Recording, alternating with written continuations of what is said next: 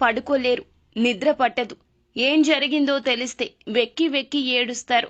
ఎంతమంది ఎన్ని చెప్పినా మీ మనస్సు ఆ యొక్క ఆలోచన వైపే మళ్ళుతూ ఉంటుంది. ఈ రాశి జాతకులు చూడడానికి గంభీరంగా కనిపిస్తూ ఉంటారు, కానీ లోపల మాత్రం ఒక చిన్న సమస్యను కూడా తట్టుకోలేక అల్లాడిపోతూ ఉంటారు.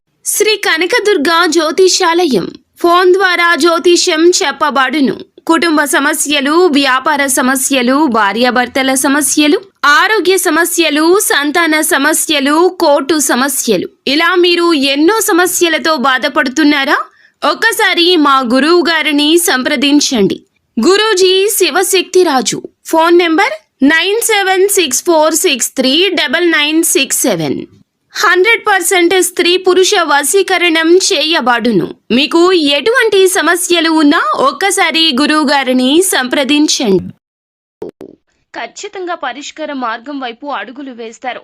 కానీ మొదట్లో సమస్య వచ్చిన మొట్టమొదటిగా వీరి యొక్క ఆలోచన ఎలా ఉంటుందంటే, నా కుటుంబానికి ఏమైపోతుందో, నా యొక్క జీవితంలో ఏ సంఘర్షణ జరగబోతుందో, ఎందుకు ఇలా జరిగింది, భగవంతుడు ఎందుకు చిన్న చూపు చూశాడు అంటూ 1000 రకాలుగా మభ్యపడుతూ ఉంటారు, మదన పడుతూ ఉంటారు. అయితే ఆ యొక్క పరిస్థితులు అయితే గ్రహస్థితి రీత్యా కలుగుతూనే ఉంటాయి. అధైర్యపడకూడదు. ఇటువంటి సమయంలోనే ఈ రాశి జాతకులు కొన్ని కీలక జాగ్రత్తలు అయితే తీసుకోవాలండి. ఈ రోజున ఇటువంటి పరిస్థితి వీరికి కలగబోతుంది. కొన్ని రకాల సంఘర్షణలు జరగబోతున్నాయి మీ మదిలో. అయితే రాత్రి 10లోపు ఒక పెద్ద ప్రమాదం జరగబోతుంది. ఈ యొక్క సూచన అంటే కీడు జరగబోతుంది అని శంకించేటటువంటి తత్వం కూడా మొదలవుతుంది మీలో. ఎందుకంటే ఎప్పుడూ కూడా ఏదో ఒక నెగటివ్ వైబ్స్ లో ఉంటూనే ఉంటారు ఈ రాశి జాతకులు. అయితే ఈ రోజున మాత్రం మీ మనసు ఏదో ఒక కీడుని శంకిస్తూనే ఉంటుంది. ఏదో జరగబోతుంది, నాకు కానీ నా యొక్క కుటుంబానికి గాని ఏదైనా జరగబోతుందా అంటూ ఈ యొక్క సూచన కూడా మీకు వస్తుంది. అయితే ఆ యొక్క ప్రమాదం ఏమిటి, ఏం జరగబోతుంది, ఈ యొక్క ప్రమాదం నుండి మీరు బయటపడాలి అంటే ఏం చేయాలి, అంటే ఎటువంటి దేవత ఆరాధన చేయాలో, ఏ పరిహారాలు పాటించాలో ప్రతి ఒక్కటి కూడాను సవివరంగా ఒక్కొక్కటిగా ఈ వీడియోలో అయితే తెలుసుకుందాము. ముందుగా మీరు చేయాల్సింది ఏమిటంటే, వీడియో పెద్దగా ఉన్నా కూడా స్కిప్ చేయకుండా పూర్తిగా చూడండి. ఎందుకు అని అంటే గనక ఏ సమాచారమైనా చిన్నగా చెప్పలేమండి.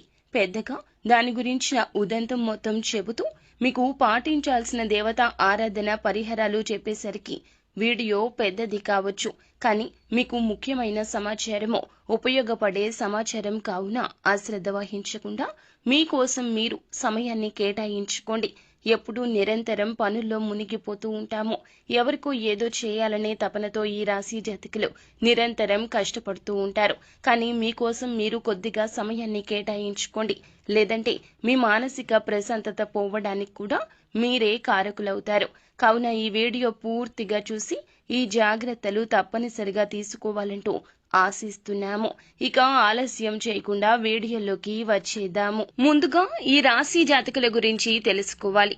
ఎప్పుడైనా ఒక సమస్య రాబోతుంది అంటే ఈ రాశి జాతకులు వాటిని ఎలా ఎదుర్కొంటారు అనేది వీరి యొక్క తత్వం మీద, వీరి ప్రవర్తన మీద, వీరి తెలివితేటల మీద, మరి ముఖ్యంగా వీరి ఆత్మవిశ్వాసం మీద ఆధారపడి ఉంటుంది.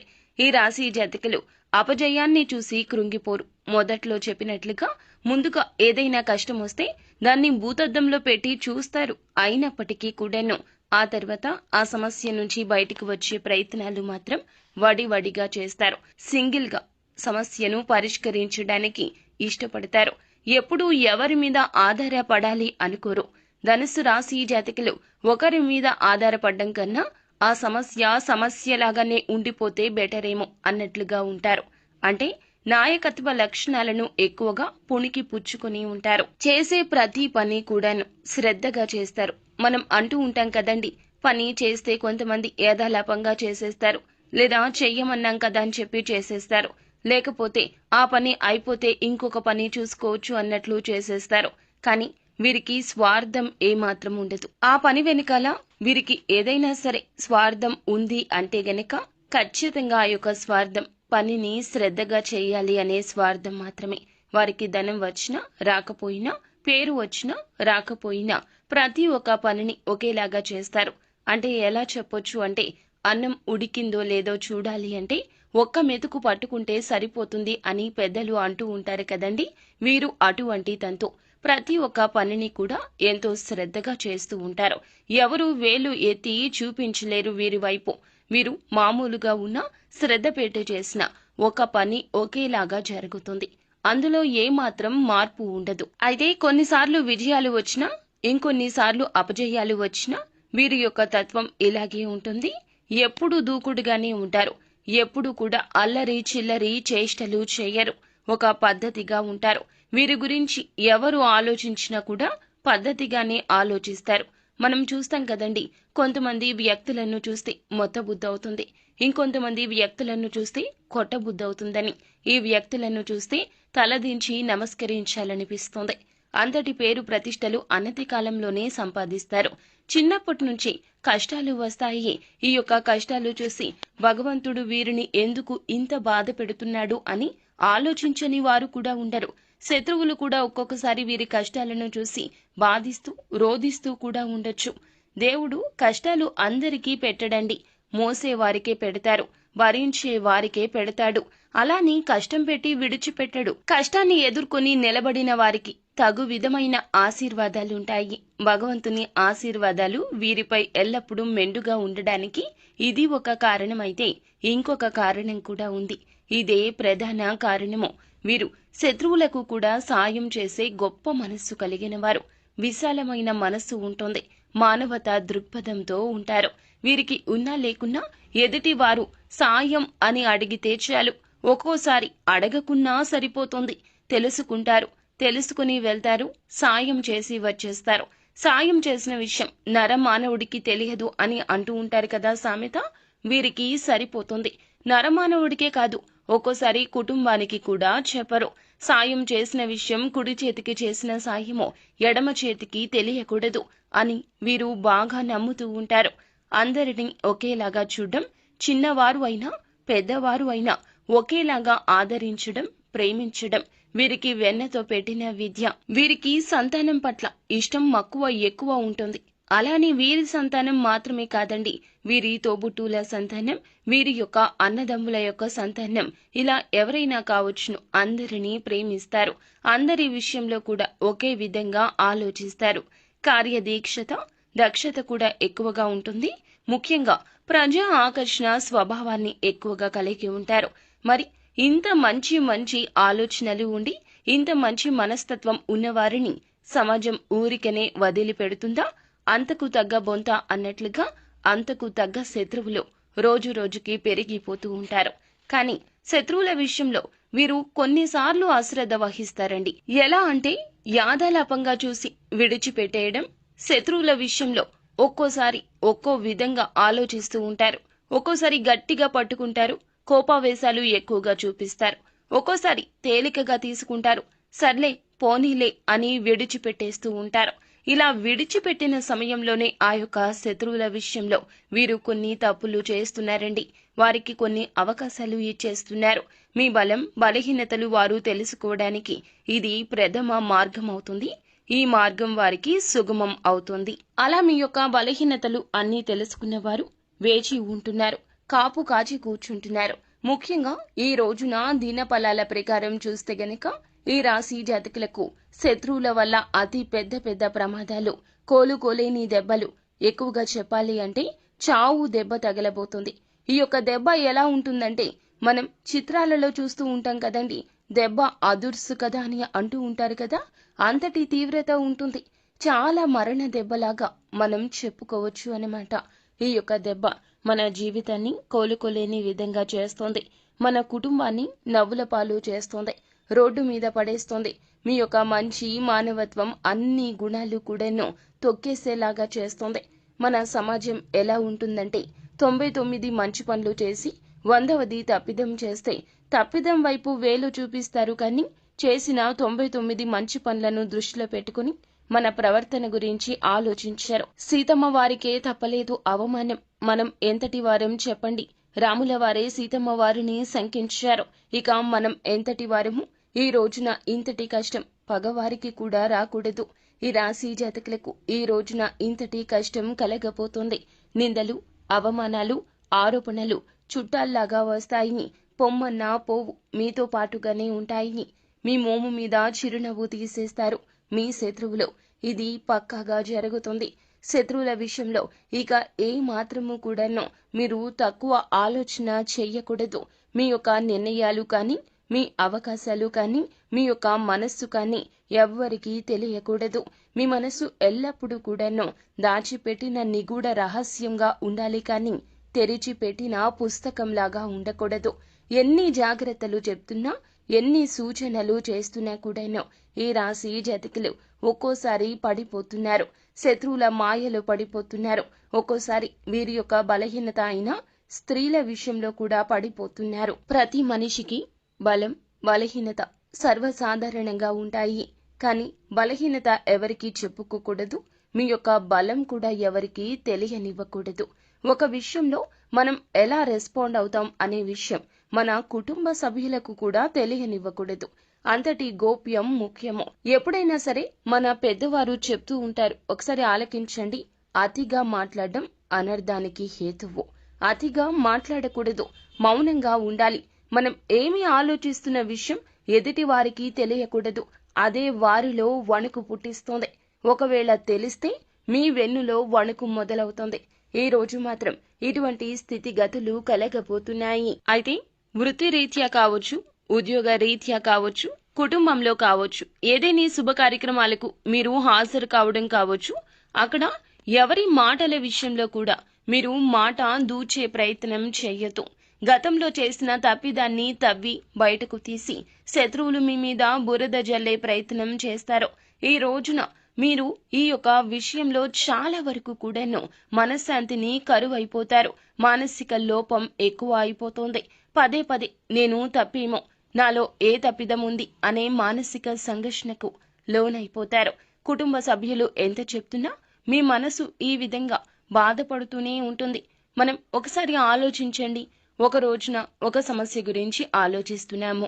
ఆ సమస్యలో మన తప్పిదం ఉంది అంటే ఆ గిల్టీ ఫీలింగ్ ని తీసేయడం ఎవరి తరమూ కాదు. కుటుంబ సభ్యులు ఎంత మాట్లాడుతున్నా, మనల్ని ఎంత ఉత్సాహపరుస్తున్నా, మన యొక్క మూడ్ ని మార్చేందుకు వారు ఎంత ప్రయత్నిస్తున్నా మనం మాత్రం ఆ యొక్క ఆలోచనల నుంచి బయటకు వచ్చినట్లే వస్తాము. మరల తిరిగి ఆ ఆలోచనల్లోకే వెళ్లిపోతాము. ఈ రోజున వారు దెబ్బతీసేది మిమ్మల్ని కాదు, మీ మనసును. మీ మనసును దెబ్బతీస్తే మీరు శారీరకంగా కూడా దెబ్బతినిపోతారు. వారు రెండు విధాలా దాడి చేస్తారు. వారి యొక్క దాడి ఈ రోజున చాలా భయంకరంగా బీభత్సాన్ని సృష్టిస్తోంది. మీరు ఉన్న చోట నుండి వెనుదిరిగి ఇంటికి వచ్చేస్తారు, లేదా ఏదైనా ఒంటరి ప్రదేశానికి వెళ్లిపోతారు. నలుగురిలో జరిగిన అవమానం మిమ్మల్ని కూర్చొనివ్వదు, నిల్చొనివ్వదు, పడుకుందామన్నా పడుకోనివ్వదు, నిద్ర పట్టదు. ఈ రోజు ఈ సమయం అంతా కూడా ఈ విధంగానే గడిచిపోతుంది. ముఖ్యంగా రాత్రి 10 గంటల్లోపు ఈ యొక్క సమస్య మీ దగ్గరకు వస్తుంది, మిమ్మల్ని ఇబ్బంది పెడుతుంది. మీరు ఇక ఈ రోజు తీసుకోవాల్సిన జాగ్రత్తలు ఏమిటంటే, ఎవరితో కూడా ఏ మాటల్లో ఏకీభవించొద్దు, ఎవరితో ఎక్కువగా మాట్లాడొద్దు. మీ పని మీరు చూసుకుని ఇంటికి వచ్చేయండి. అత్యంత సన్నిహితులే ఆ శత్రువులు, లేదా మీ యొక్క బంధుమిత్రులే ఆ శత్రువులు. ఉద్యోగ జీవితంలో ఉన్న సన్నిహితులే ఆ శత్రువులు. మీ చుట్టూరా ఉన్న శత్రువులను గమనించడంలో మీరే ఒక అడుగు వెనక్కి వేసి ఉండవచ్చు. కానీ పోయింది ఏమీ లేదండి. భగవంతునికి దగ్గరగా ఉండండి. మనుషులకు మీ కష్టం చెప్తే వారు సానుభూతి తెలియచేస్తారు అంతే. కానీ భగవంతునికి మీ కష్టం చెప్తే న్యాయ అన్యాయాలు బేరీజు వేసుకుని భగవంతుడు తప్పక మీకు న్యాయం చేస్తాడు. నిజానికి కాస్త నెమ్మది ఎక్కువ, ఆలస్యం ఎక్కువ, కానీ అబద్ధానికి దూకుడు ఎక్కువ. కానీ నిలబడేది నిజం మాత్రమే. ఈ యొక్క విషయాన్ని మీరు ఎందుకు గమనించక బాధపడాలి? బాధపడవద్దు.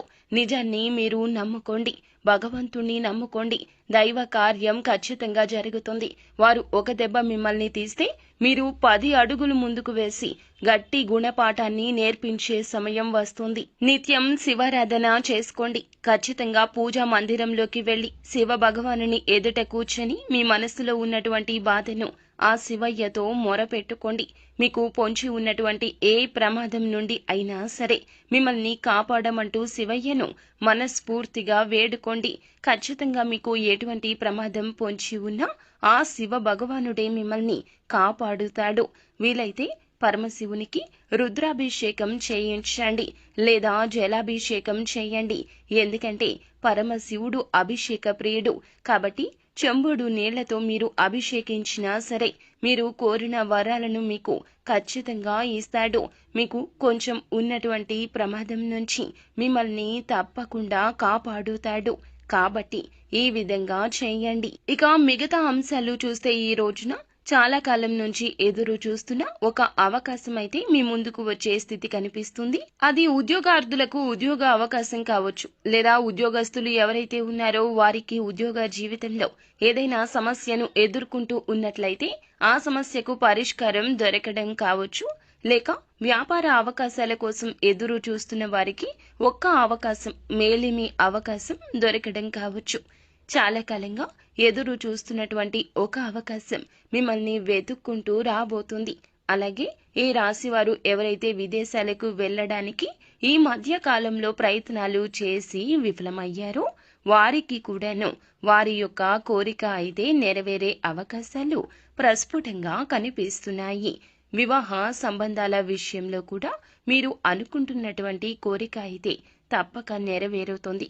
అయితే ఎవరైతే మీ యొక్క లైఫ్ పార్ట్నర్గా రావాలి అనుకుంటున్నారో లేదా ఎటువంటి లక్షణాలు ఉన్నటువంటి వ్యక్తి మీ యొక్క జీవితంలోకి రావాలి అనుకుంటున్నారో వారికి సంబంధించి ఒక మంచి సంబంధం మీ ముందుకు వచ్చే అవకాశం ఖచ్చితంగా కనిపిస్తోంది. మధ్యవర్తుల ద్వారా కావచ్చు, మ్యారేజ్ బ్యూరో ద్వారా కావచ్చు, ఒక మంచి సంబంధం మీ ముందుకు వచ్చే అవకాశం గోచరిస్తుంది.